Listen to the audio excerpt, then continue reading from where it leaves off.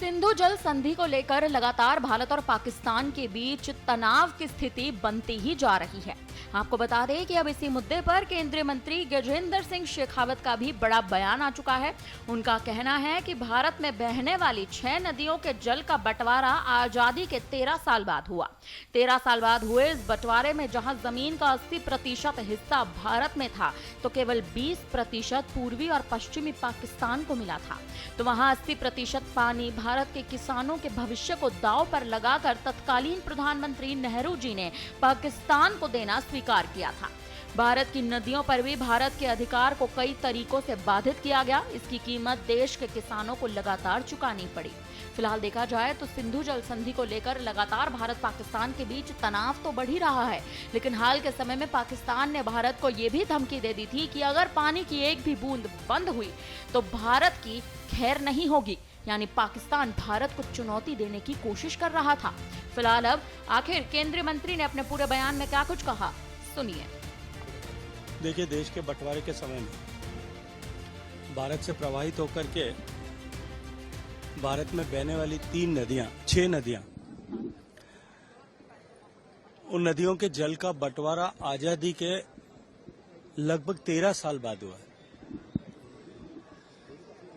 और 13 साल बाद हुए उस बंटवारे में जहां जमीन का 80% हिस्सा भारत में था, 20% केवल पूर्वी और पश्चिमी भारत पाकिस्तान को मिला था, वहां 80% पानी भारत के किसानों के भविष्य को दांव पर लगा करके 80% पानी जो है वो तत्कालीन प्रधानमंत्री नेहरू जी ने वो पाकिस्तान को देना स्वीकार किया।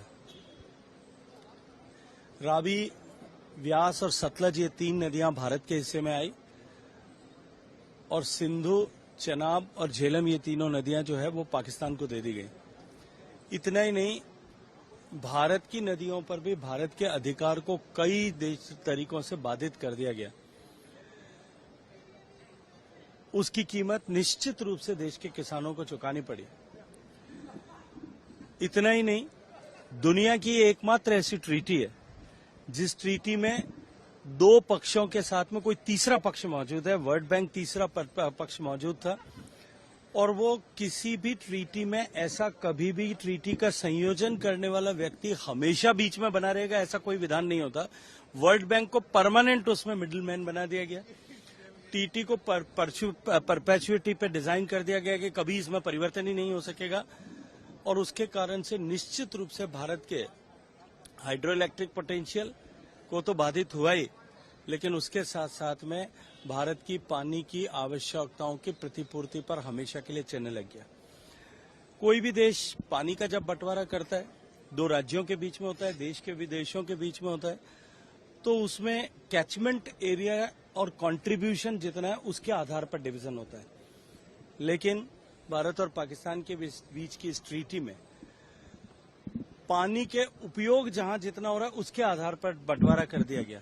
और इतना ही नहीं, उस बंटवारे को पाकिस्तान के पक्ष में झुकाने के लिए पाकिस्तान को 85 करोड़ रुपए उस समय नेहरू जी ने देना स्वीकार किया।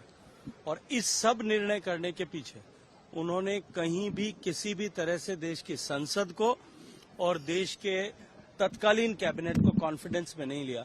अपितु जब संसद में 2 माह बाद इस पर प्रश्न चिन्ह उठाए गए, तब उन्होंने अपने ही साथी, जो कांग्रेस पार्टी के ही वरिष्ठ नेता थे, अशोक मेहता साहब, उनके द्वारा जो टिप्पणियां की गई उसको लेकर के और उनके अन्य कांग्रेस के नेताओं ने जो टिप्पणियां की उसको लेकर के उनके ऊपर बहुत डेरोगेटरी रिमार्क्स किए।